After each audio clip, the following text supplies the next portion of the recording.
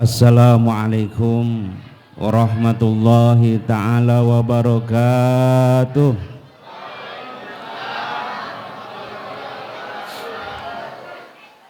Alhamdulillahilladzi asra bi'abdihi lailam minal masjidil harami ilal masjidil aqsa. Ashhadu an la ilaha illallah wahdahu la syarikalah wa ashhadu anna Muhammadan abduhu wa rasuluhu la nabiyya ba'dah. Allahumma sholli wa sallim wa barik ala sayyidina Muhammadin nuridati wasirri sari fi sairil asma'i was sifati wa ala alihi wa sahbihi wa sallim. Amma ba'du. Ayuhal hadirun, ittaqullaha tuqatihi wa la tamutunna illa wa antum muslimun. Qala Allah ta'ala fil Qur'anil Karim, a'udzu billahi minasy syaithanir rajim. Bismillahirrahmanirrahim. Subhanalladzi asra bi 'abdihi lailam minal masjidil harami ilal masjidil aqsa. Al-ayah wallahu alam bil murad.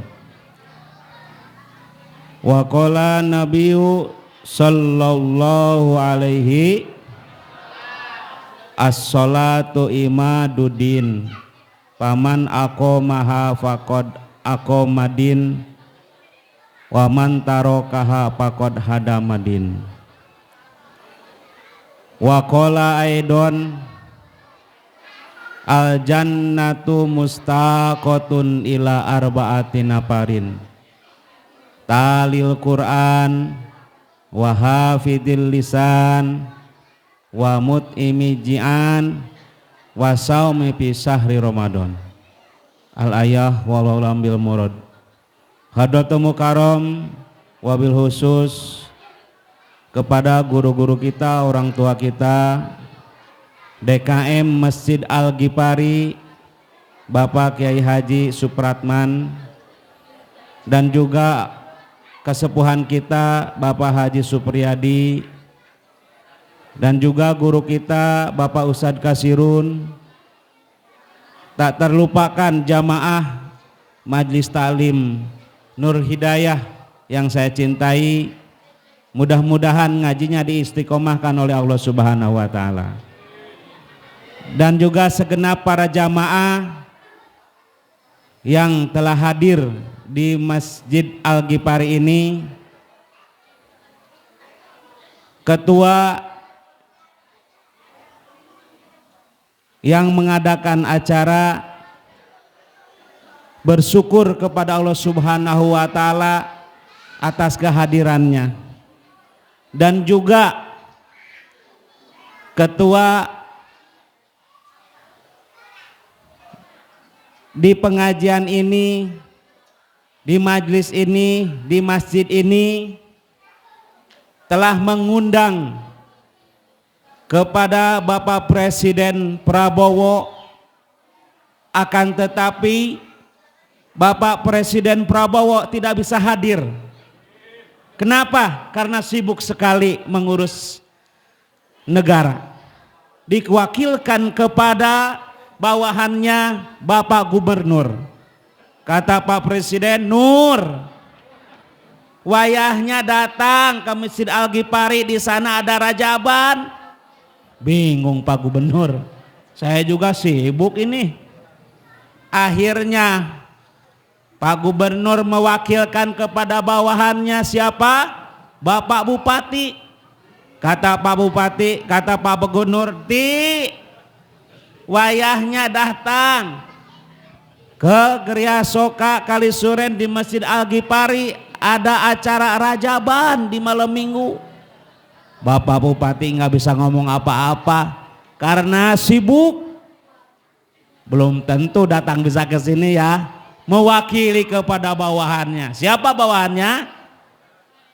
Kecamatan. Saya itu mat wayahnya ya, kecamatan, Bapak Camat, Mat, wayahnya datang ke Masjid Al-Ghifari, saya diundang, sibuk orang bisa datang. Sama Bapak Camat juga orang bisa datang, sibuk ngurusin dunia, ngurusin negara. Akhirnya mewakilkan itu Bapak Camat kepada bawahannya siapa? Bapak Lurah. Kata Bapak Camat, Rah, ada nggak Bapak Lurah? Hadir nggak? Aduh, sama juga sibuk Pak Lurah. Bapak Lurah juga sibuk, orang bisa datang. Akhirnya Bapak Lurah datang ke bawahannya siapa? Pak RW. Kata Pak Lurah, wayahnya hadir di Masjid Al-Ghifari. Kenapa? Saya sibuk. Alhamdulillah, Bapak RW sudah hadir di hadapan kita. Masya Allah. Siap ya ngedukung Pak RW, siap. Ini luar biasa pahalanya Pak RW. Ketika seorang jabatan sudah diangkat oleh Allah Subhanahu wa taala menjadi jelas predikatnya, maka pahalanya luar biasa. Ketika keadilan ditegakkan oleh Pak RW, pahala umroh untuknya. Pahala baca Quran dalam 1 minggu khotam, pahalanya untuk Bapak RW. Kenapa? Karena keadilannya yang sangat bijaksana. Mudah-mudahan amanah ini Bapak RW bisa menjalaninya. Amin ya Allah ya Rabbal alamin. Para jamaah yang dimuliakan Allah Subhanahu wa taala, mari sama-sama kita mengingat kepada sejarah Isra Mi'rajna Kanjeng Nabi Muhammad sallallahu alaihi. Tapi sebelumnya biasanya nih, biar semangat, kalau ngaji itu biasanya diiringi dengan sholawatan dulu. Ya, biar kagak ngantuk. Siap sholawatan? Siap ibu-ibu? Biar enggak ngantuk kita sholawatan dulu ya. Anak-anak siap sholawatan? Ya siap selawatannya.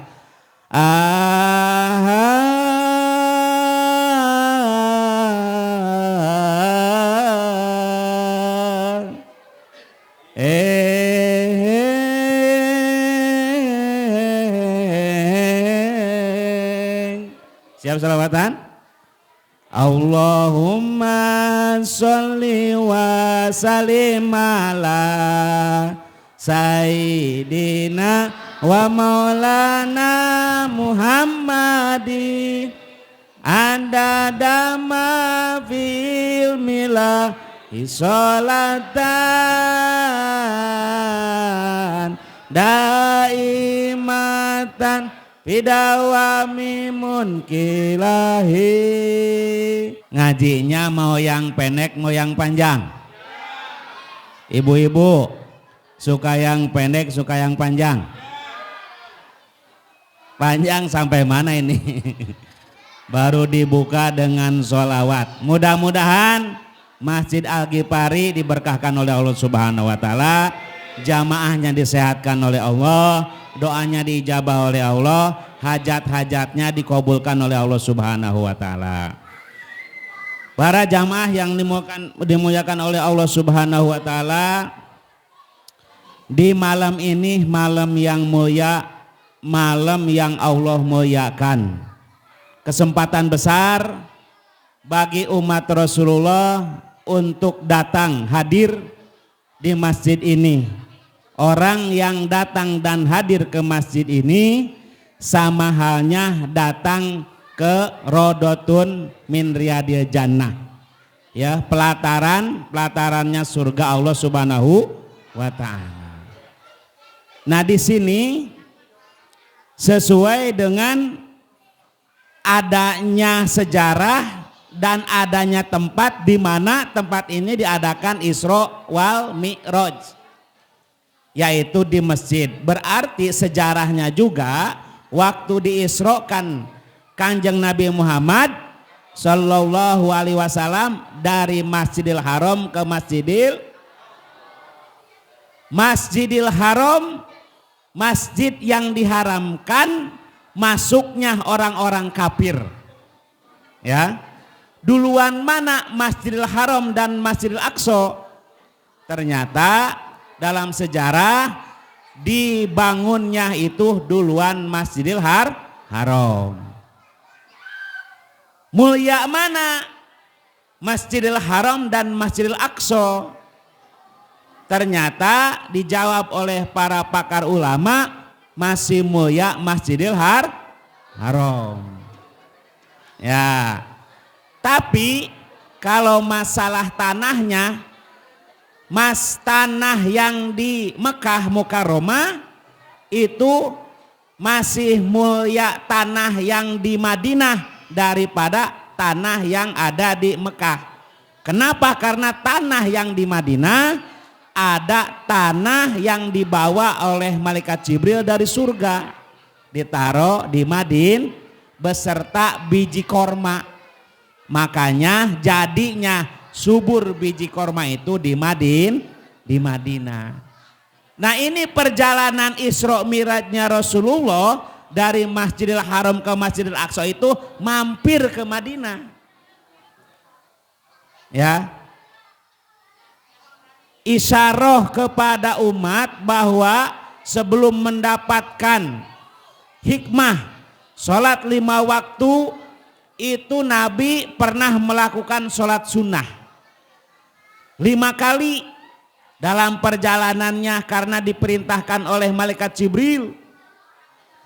Maka itu isyarah bahwa umatnya akan mendapatkan perintah sholat 5 waktu. Di perjalanan Isra-nya Nabi Muhammad SAW itu banyak sekali penemuan-penemuan yang mana penemuan ini akan menjadi isyarah contoh buat kita. Seperti Nabi Muhammad diketemukan oleh Allah Subhanahu wa taala di waktu Isra, ketemu dengan nenek-nenek. Ketemu dengan nenek, maklum kalau nenek-nenek mah udah tua ya. Itu nenek-nenek ngejar-ngejar. Undur nih ya Rasulullah, undur nih. Tungguin. Kata nenek-nenek, Jibril ngomong, Muhammad jangan ditengok, itu mah nenek. Nenek-nenek jangan ditengok. Kenapa ya Jibril? Siapa itu? Kenapa jangan ditengok? Itu kasihan, nenek-nenek minta tolong. Kata Jibril, Muhammad ketahuilah bahwa yang ngerupakan nenek-nenek itu adalah dunia saat ini umurnya udah tua itu dunia seperti nenek. Oh, zaman Nabi Muhammad umur dunia sudah tua seperti nenek. Ya pantas rentang ya di dunia ini ya. Ada musibah, ada gempa, ada banjir. Maklum nenek-nenek juga kalau lagi jalan kadang jatuh ya. Kadang bawa tongkat, kadang terpleset. Ya maklum ini dunia seperti nenek. Kalau seandainya Nabi Muhammad ngelihat kepada nenek-nenek tersebut, niscaya umatmu di akhir zaman bakal cinta kepada dunia. Bakal cinta kepada dunia, ninggalkan akhirat. Nah ini, makanya itu menjadi isyarah bagi umatnya supaya Nabi Muhammad ditahan biar enggak nengok, supaya umatnya jangan terobsesi oleh dunia. Alhamdulillah umatnya pada senang kepada akhirat. Contohnya Isra Mi'raj.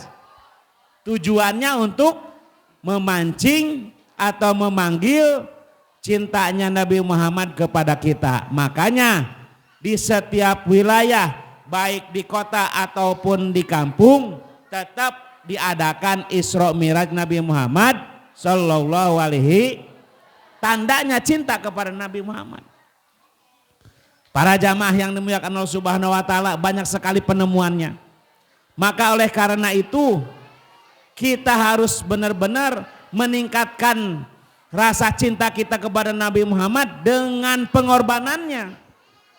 Di antaranya mengorbankan harta, mengorbankan waktu, mengorbankan tenaga, mengorbankan pikiran. Untuk apa? Untuk merayakan sejarah Isra Mi'raj Nabi Muhammad sallallahu alaihi wasallam. Subhanallah, ya. Isra Mi'raj Nabi Muhammad dari masjid ke masjid ini menjadi rihlatul imaniyah. Ini menjadi rihlatul imaniyah, artinya ya, sejarah ini bersangkutan dengan akidah. Siapa orang yang percaya kepada Isra-nya Nabi, maka itu nyata yakin beriman kepada Allah Subhanahu wa taala.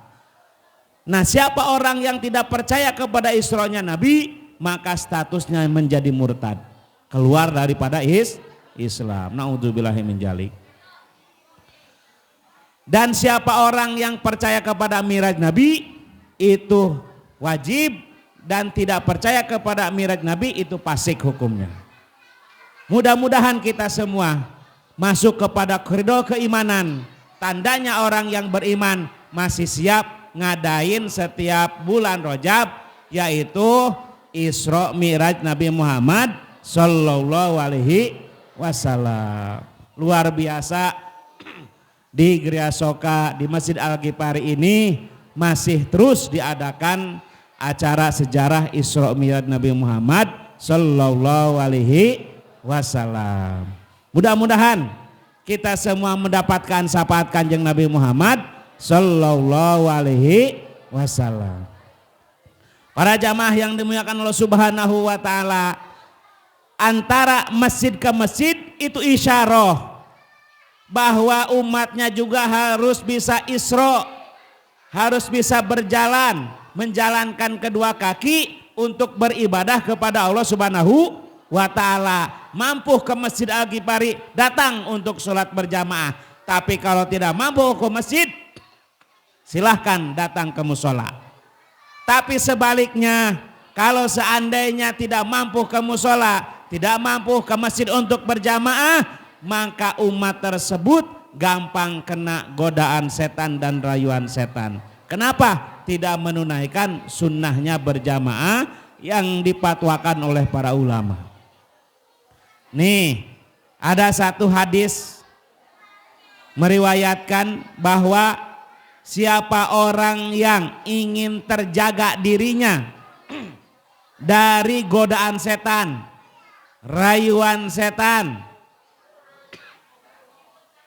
dan juga tipu daya setan, maka rajinlah sholat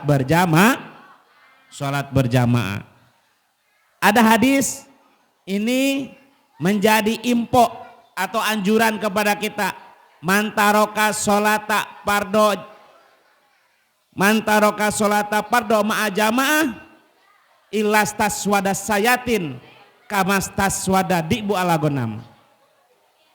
Siapa orang yang berani meninggalkan sholat berjamaah, maka terkecuali orang tersebut gampang kena godaan gampang kena rayuan gampang kena tipu daya Kalau masih ada orang, siapa saja orangnya, kelakuannya seperti itu, kena godaan setan, berarti tandanya dia jarang sholat berjamaah.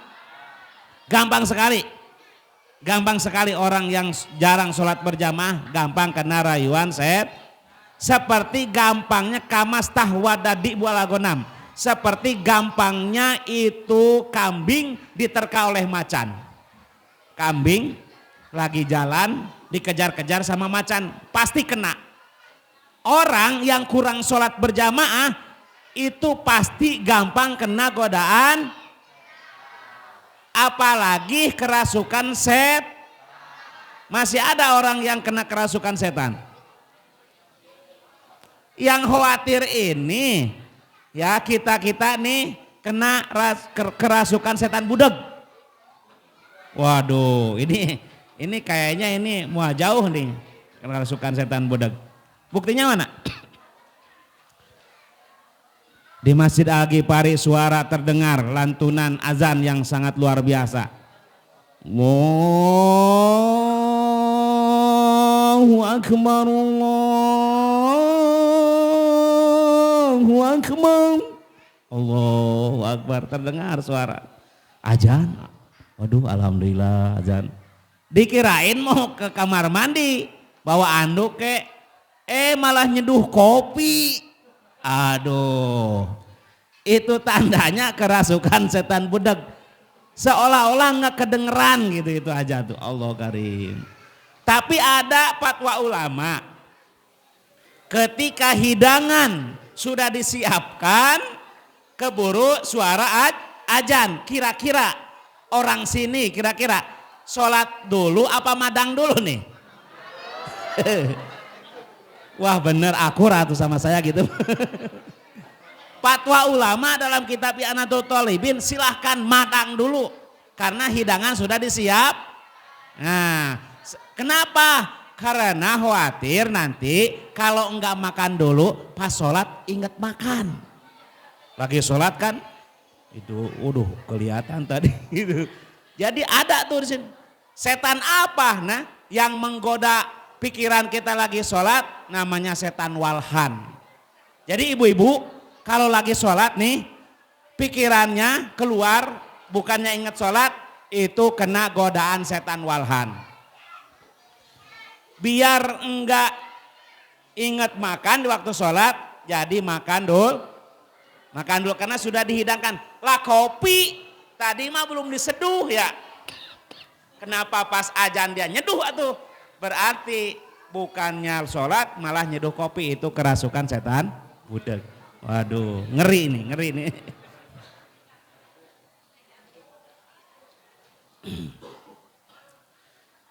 Ibu, ada ngantuk belum? Masya Allah. Biasanya kalau ibu-ibu mah ngajinya beda dengan bapak-bapak. Ngajinya pengen agak yang lucu-lucu Bu ya. Karena saya wajahnya udah nggak imut lagi ini. Amit-amit. Aduh. Jadi kurang lucunya ya.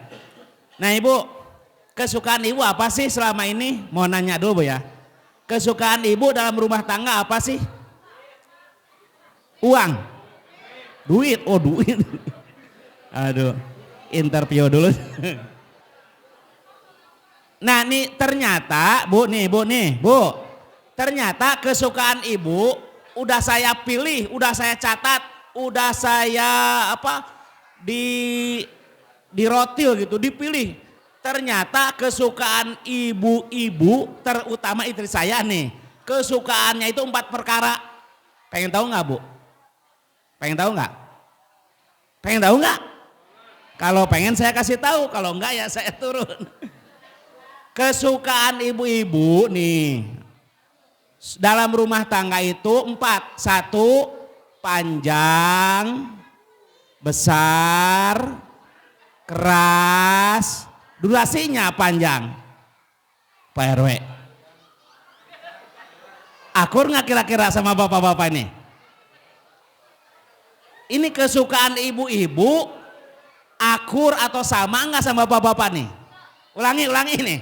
Kesukaan ibu-ibu dalam rumah tangga, biar rumah tangganya samawa, sakinah mawadah warahmah, enggak awet rajet. Dalam rumah tangga kan akan menimbulkan keberkahan kalau rumah tangganya samawa. Bakal hilang keberkahan kalau rumah tangganya berantem baik. Ya enggak? Nah itu ada 4 yang disukai oleh ibu. 1, besar. 2, panjang. 3, keras.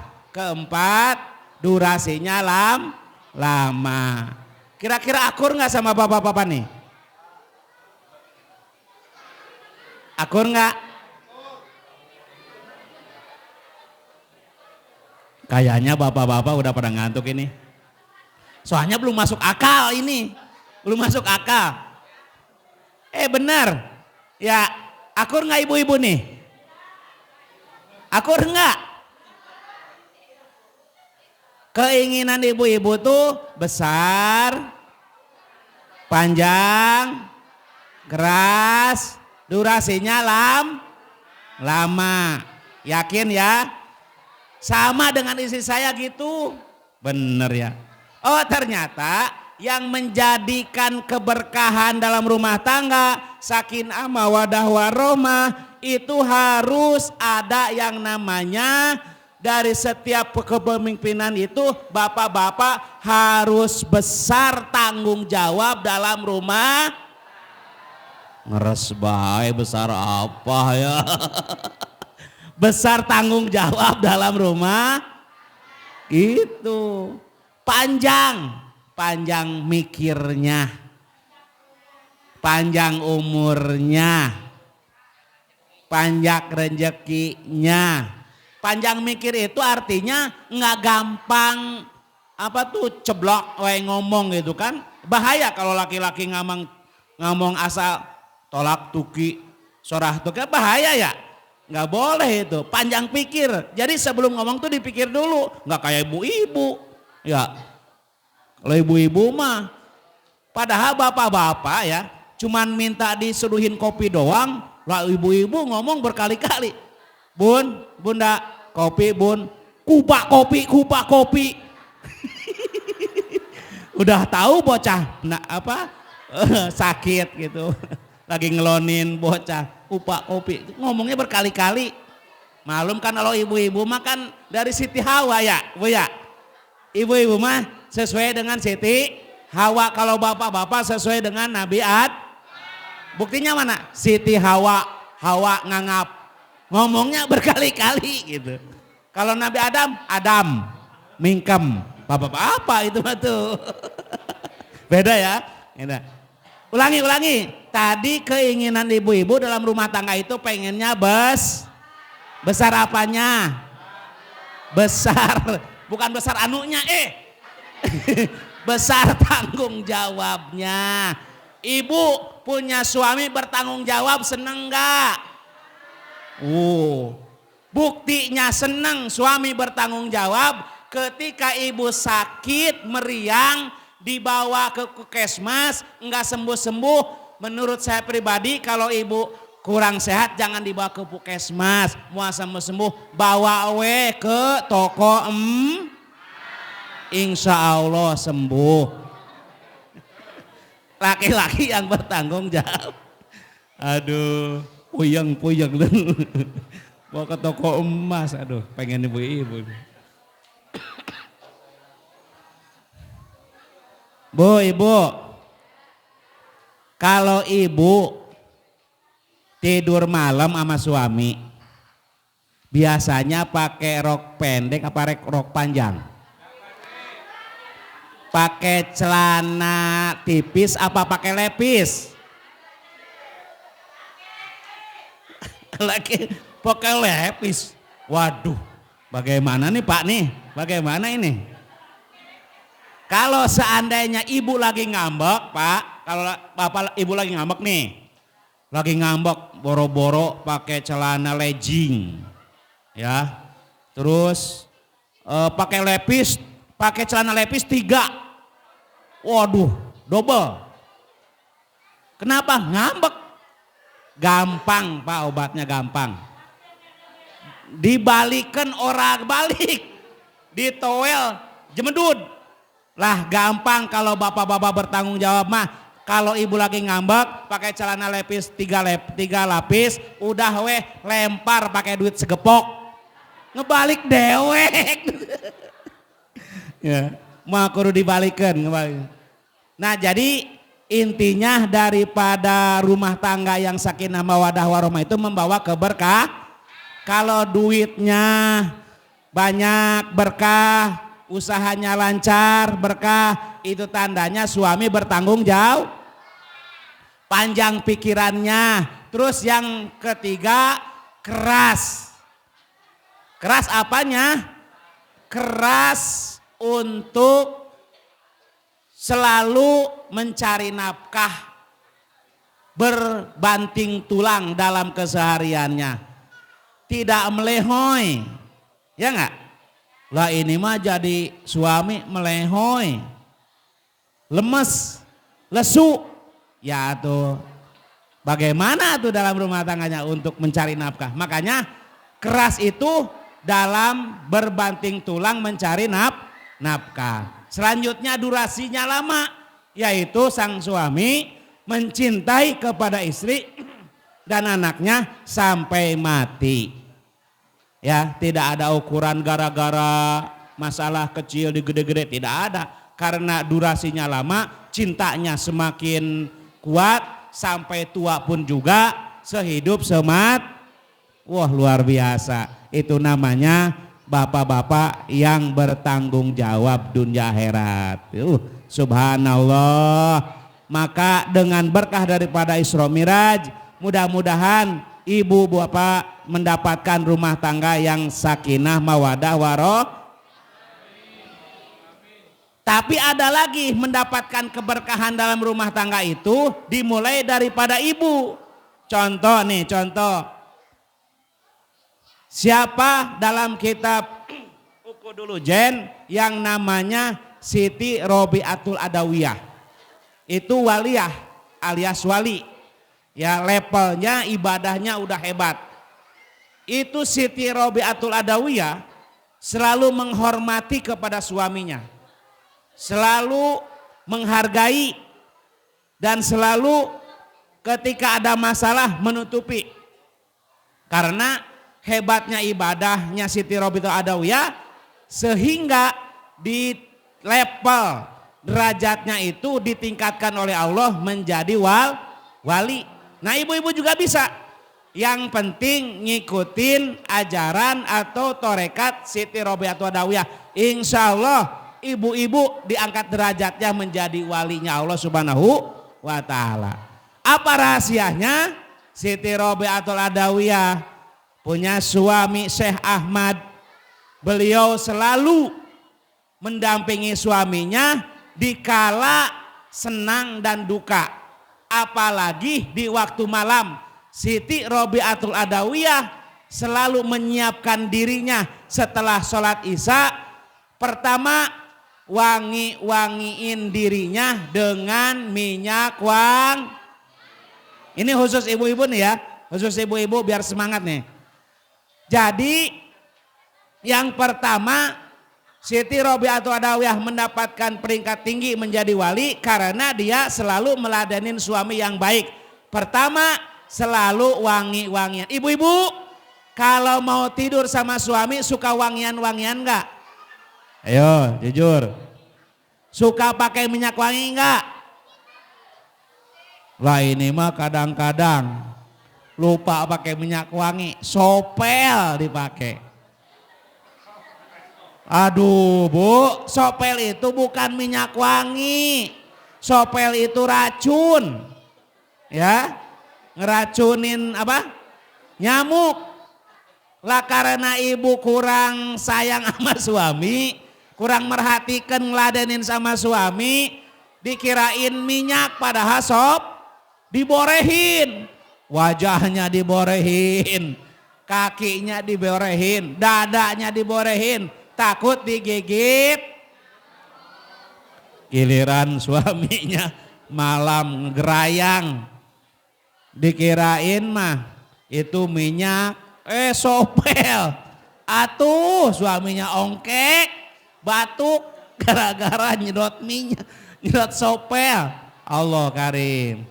Nah, ini yang menjadi peringkat derajat Siti Robiatul Adawiyah menjadi wali. Kita contoh ya sama ibu-ibu, wayahnya Bu, nanti kalau tidur sama suami pakai wangian, pakai minyak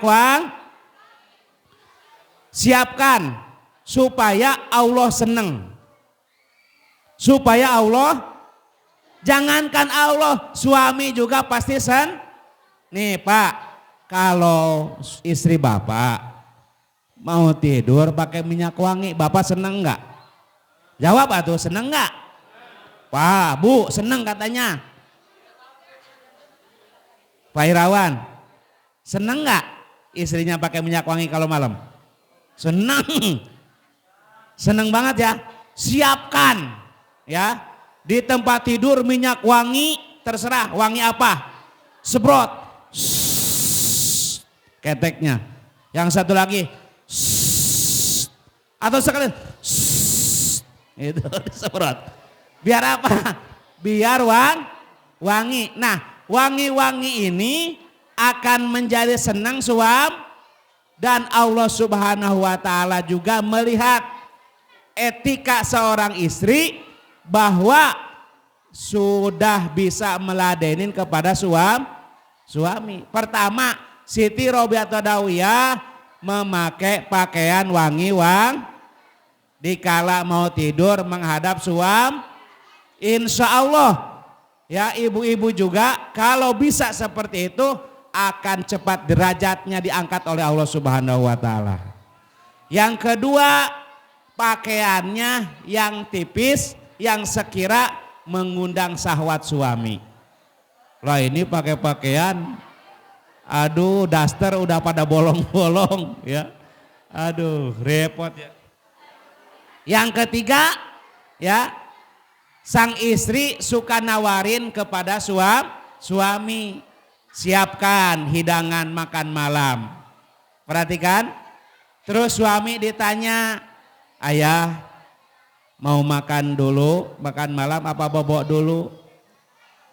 Kira-kira makan dulu, bobok dulu, makan dulu supaya gede tenaga gitu.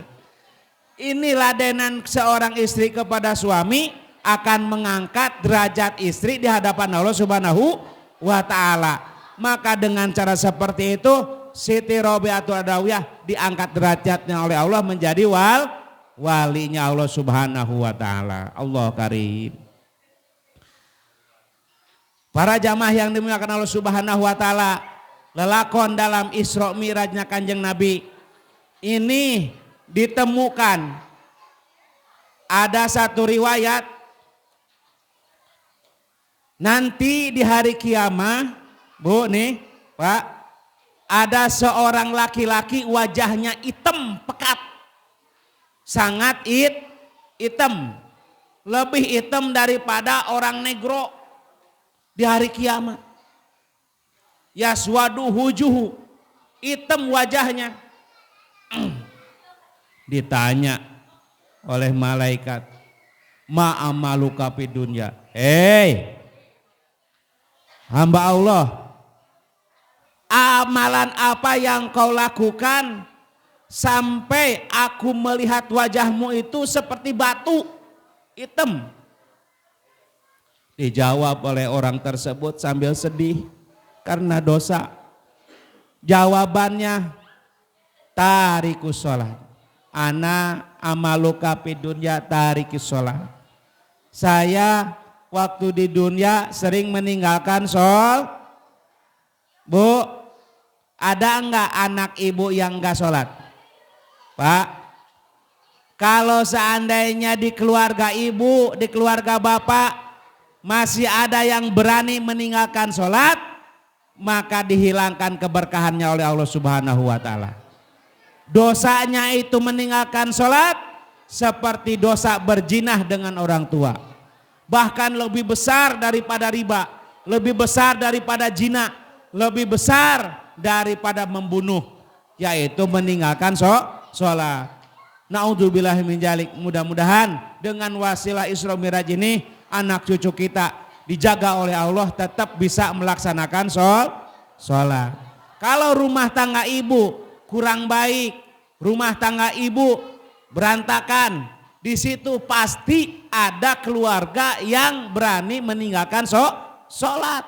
Wajahnya di dunia masih berseri-seri, kelihatan sama dengan orang sholat, tapi di akhirat bukti nanti wajahnya akan menjadi wajah berwarna tandanya orang itu tidak sholat. Naudzubillahi min dzalik. Ya Allah, ngeri nih ya kalau kita berbicara tentang masalah sholat, karena sholat itu adalah perintah Allah Subhanahu wa ta'ala. Bukan paksaan ya, bukan paksaan. Ini perintah Allah, tunaikan sholat. mantaroka sholata homsi amidam muta amidam pajaja uhum jahannam holidan piha. Siapa orang meninggalkan sholat 5 waktu disengaja maka dibalas jahanam bagian nyata. Naudzubillah. Orang yang berani meninggalkan sholat dibalas oleh Allah nanti di neraka jahan gara-gara tidak sholat. Berani meninggalkan sholat maka diancam oleh hadis dalam ancamannya orang yang meninggalkan sholat akan dihilangkan keberkahan dalam hidupnya. Yarfa'ullahu barakatuh fi aisihi, diangkat keberkahan dalam hidupnya. Makanya dia mah kalau bisnis tuh suwe baik, kalau bisnis tuh gagal baik gara-gara meninggalkan sholat, ngejar dunia ngahilangkan akhirat. Makanya utamakan untuk kesuksesan dunia akhirat itu utamakan sholat perintah Allah Subhanahu wa ta'ala. Karena sholat itu adalah tihangnya agama.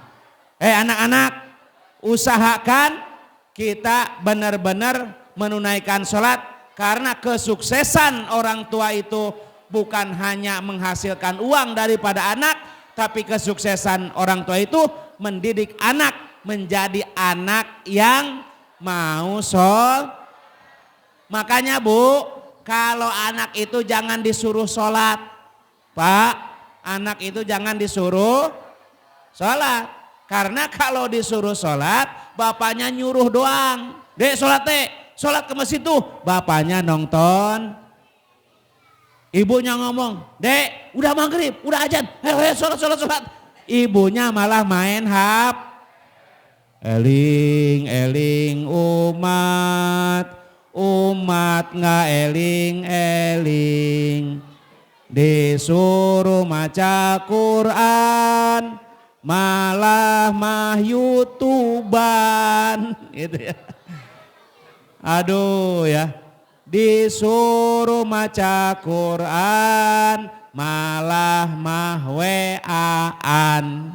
Eling umat nggak eling. Kenapa? Karena dia terobsesi oleh dunia, hubud dunia, cinta ke dunia, lupa akhirat. Dia waktu sholat malah main HP. Kenapa? Karena dia selalu mengingatkan dunia dan dunia, tapi lupa akhirat. Tidak stabil dan tidak ada keseimbangan, utamakanlah akhirat. Insya Allah kejar akhirat dapat dunia. Kalau kita ngejar dunia pasti lupa akhirat. Walaupun akhirat cerita, dunia nyata, tapi nanti setelah mati kita akan merasakan benar itu akhirat nyata, dunia tinggal cerit. Wayahnya dari sekarang atuh, yuk sama-sama kita tingkatkan sholat berjamaah. Sholat berjamaah di mana? Di masjid atau di musol.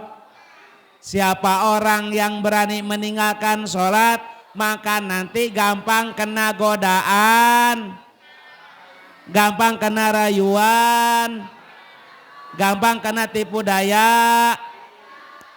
Banyak setan di sini. Wayahnya ya, jadi imam rumah tangga. Jadi orang terpenting dalam rumah tangga, wayahnya kita harus rajin sholat berjamaah. Luar biasa ini perintah Allah dan Rasulnya, sehingga orang buta pun dianjurkan oleh Rasulullah kudu rajin sholat berjamaah. Apalagi kita yang masih matanya melihat. Orang buta sahabat Rasul diperintahkan untuk berjamaah, apalagi yang masih melihat. Inilah kehebatan Rasul memerintahkan, bukan paksaan. Maksudnya nanti ada keberkahan dari sholat berjamaah itu. Man hafadha ala sholati homsi jamaah Maka siapa orang yang menjaga sholatnya beserta berjamaah, Allah akan angkat derajatnya dan Allah akan datangkan keberkahan dalam hidupnya. Mudah-mudahan kita semua rajin sholat berjamaah. Aduh Pak Ustadz, ibu-ibu nih ada yang ngomong, kumaha kenapa ya kalau laki-laki mah sholat berjamaah, kalau saya di rumah sendiri bagaimana pahalanya? Bu, jangan takut. Jangankan sholat berjamaah Bu, nyuci selempak bapak saja pahalanya udah gede. Ya, nyuci selempak bapak satu pahalanya 200 kebaikan. Apalagi nyucinya sampai 6. 6 kali 200 berapa coba tuh? Dari pahala nyuci aja pahalanya ibu-ibu udah gede banget. Apalagi dalam menunaikan sholatnya. Lah kan kita tidak berjamaah. Sholatnya ibu di rumah dengan husu sendiri, walaupun sendiri, sama pahalanya dengan bapak-bapak yang sholat berjamaah. Yang penting sholatnya awal waktu. Masya Allah. Kalau sholatnya tidak di awal waktu, maka masuk ke kategori sahun. Ya. Sahun itu apa? Sahun itu yaitu orang yang sholat di luar waktu atau di akhir waktu. Naudzubillahi min dzalik. Karena apa? Karena keteledoran untuk mengingatkan akhirat. Jadi sholatnya dinanti-nanti, keburu mat, diengke-engke keburu jadi bang, dientar-entar jadinya terlan. Ini sholat kita utamakan. Karena sholat itu adalah tiangnya agama. Supaya agama kita kuat, tegakkan sholat. Tapi siapa orang yang tidak sholat, sama aja merobohkan agamanya Allah Subhanahu. Jam berapa ini? Alhamdulillah. Dengan wasilah ngaji kita nggak terasa Bu ya. Ingat terus kepada akhirat, makanya ngajinya semangat. Satu lagi nih, kalimat subhana ya Bu ya, itu diawali dengan subhana artinya tasbih. Subhanalladzi asra, itu maha suci Allah. Tasbihlah kita kepada Allah supaya kita terketuk hati, tidak menjadi hati yang keras. Kalau hati yang keras, susah nerima ilmu, susah nerima nasihat dari guru dan orang tua. Siapa orang yang punya hati keras maka harus diobatin. Apa obatnya? Tadi itu ya. Tombo ati katungkul lima warne, maca Quran kedah waruh ing maknane, lan kaping do wong alim kumpulane, kaping telu salat wangi lakonane. Kalau hati kita keras, susah nerima ilmu dan hidayah dari Allah, maka harus rajin baca rajin baca Quran. Jangan sampai itu Quran ditaruh di atas lemari, ditaledorkan sehingga kita lupa kepada Al-Quran. Ingat cucu kita udah digendong sama anaknya, udah dihamilkan oleh anaknya, akan melahirkan cucu, udah 7 bulan, sehingga ingat kepada Al-Quran. Jadi ingat baca Quran itu mau nujubul. Ini nih penyakit nih ya. Al-Quran sampai bulukan, dibacanya pas 7 bulan. Itu pun yang baca teman-teman, dia mamalah rujak-rujakan. Begitu pisan ya. Oh ternyata ingatnya baca Quran itu pas istrinya mau 7 bulan.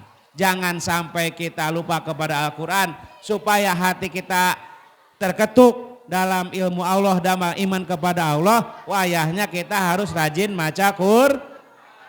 Mudah-mudahan pulang dari Isra Miraj ini, bapak-bapak, ibu-ibu nanti di rumah sesuai dengan hasil ngaji, kita insya Allah rajin baca Quran. supaya hati kita gampang menerima hidayah dari Allah Subhanahu wa taala. Amin ya Allah ya Rabbal alamin. Kira-kira udah sampai segitu ya. Alhamdulillah. Mohon maaf lahir batin, saya pribadi bukan siapa-siapa, tapi insya Allah demi mengkibarkan agama Allah, saya dakwah di sini. Mohon maaf lahir batin, kesalahan kekurangannya atau kurang sopan tutur kata bahasanya mohon dimaafkan. Itu aja yang saya sampaikan. Usikum wa nafsi bittaqullah. Assalamualaikum warahmatullahi taala wabarakatuh.